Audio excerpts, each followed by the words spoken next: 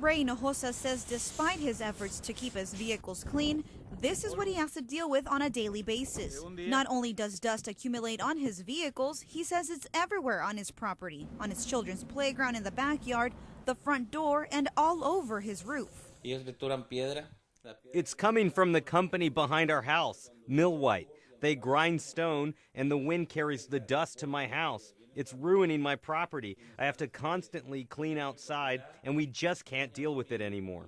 Besides the mess, Hinojosa is also concerned that his daughter's health may be affected by the dust flying over the fence.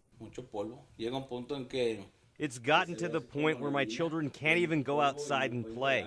The dust is very thin, and they're breathing it in, and that can be something serious for them. We took the concerns to Millwhite President Michael Hughes. Although he did not want to go on camera, he allowed us to film on the property to show some of the upgrades they are putting in place to minimize the dust in the air.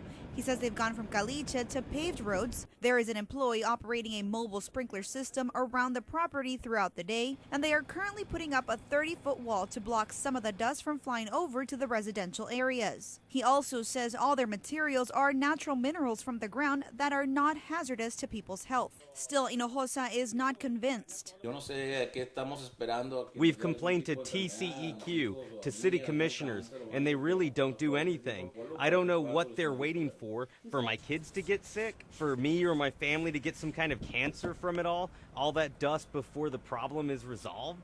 Brownsville City Planner Ramiro Gonzalez tells us Millwhite has been in operation for decades at the same location. And although there are zoning ordinances in place, the city has grown so rapidly that some residential areas have encroached on industrial areas. He adds Millwhite is not violating any city codes. In Brownsville, Daisy Barrera, Action 4 News.